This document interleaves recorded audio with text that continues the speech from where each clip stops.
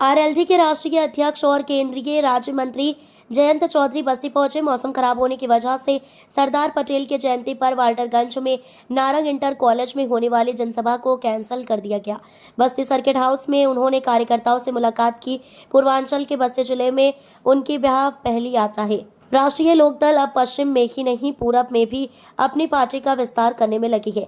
Media से मुखातिब होते हुए उन्होंने कहा कि उत्तर प्रदेश की योगी सरकार ने बिना किसानों की मांग के गन्ना का मुख्य 30 रुपए कुंतल बढ़ा दिया, जबकि गन्ने के दाम बढ़ाने के लिए ना तो कोई किसान ना कोई किसान संगठन आंदोलन कर रहे थे। इससे साफ पता चलता है कि एनडीए की सरकार किसानों के हित के लिए काम कर रही है। उन्होंने कहा कि सरकार के इस फैसले से प्रदेश के किसानों के चेहरे पर एक मुस्कान आई है। आज किसान महसूस कर रहे हैं कि जो किसान के दिल की बात है, जो जुबान पर नहीं आई है, उसको मुख्यमंत्री योगी आदित्यनाथ ने पूरा कर दिया।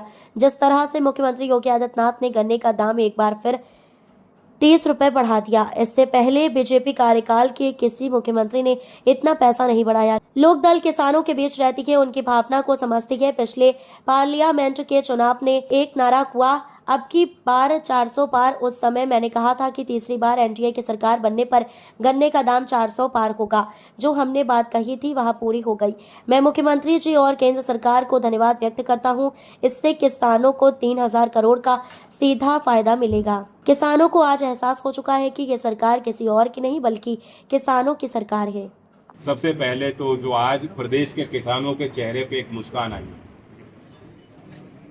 और शायद आज किसान महसूस कर रहे हैं कि जो बात किसान के दिल की है वह बात जो उसके जुबान पे नहीं आई, लेकिन मुख्यमंत्री ने उस बात को समझा।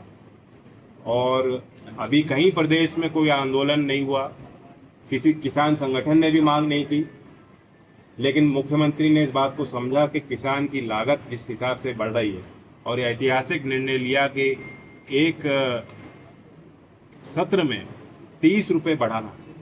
मुझे नहीं लगता, आप सब पत्रकार बंधु वरिष्ठ बुद्धिजीवी हैं, आप मुझे बताएं कि शायद पहले कभी बीजेपी के कार्यकाल में किसी मुख्यमंत्री ने एक सत्र में 30 रुपये नहीं बढ़ाया। तो मैं बधाई देता हूं एनडीए की सरकार को। और आप सब जानते ही हैं कि जहां तक लोकदल की बात है, हम किसानों के बीच ही हमारी मेहनत ज़्यादा रहती है। किसान की क्या बातें हैं, क्या उनकी भावना है, उसे बेखूबी हमारे जनप्रतिनिधि समझते हैं। लगातार उसी प्रयास में हमारे जनप्रतिनिधि जुटे थे। पिछला पार्लियामेंट का चुनाव भी एक नारा हुआ कि कितनी सीट जो है एनडीए जीतेगी, 400 पार। वहाँ मैंने एक बात कही कि जब जनता इतना बड़ा आशीर्वाद देगी, तीसरी बार एनडीए की सरकार बनाएगी, 400 से ज़्यादा सीट देगी, तो गन्ने का भाव भी किसानों को 400 पार मिलेगा। मुझे बेहद खुशी है कि जो हमने बात कही पूरी होगी। मैं मुख्यमंत्री जी को धन्यवाद आभार व्यक्त करता हूं, केंद्र सरकार को भी आभार व्यक्त करता हूं, जिसने लगातार एफआरपी जो केंद्र सरकार के हाथ में होता है उस निर्णय के माध्यम से किसानों को बहुत बड़ी सौगात दी। लगभग 3000 करोड़ का सीधा फायदा इस फैसले से जो भाव वृद्धि की है राज्य सरकार, 3000 करोड़ रुपए सीधा सीधा किसान की जेब में पहुंचेंगे। इसमें कोई बिचौलिया नहीं, कोई रुकावट नहीं, पेमेंट भी समय पे होगा। लगातार राज्य सरकार उस पर पूरी गंभीरता से और सख्ती के साथ काम कर रही है और सरकार की नज़र किसानों पे है।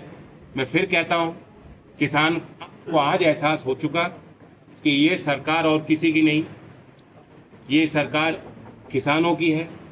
अब किसान को सड़क पे आने की जरूरत नहीं, किसान को आंदोलन करने की जरूरत नहीं।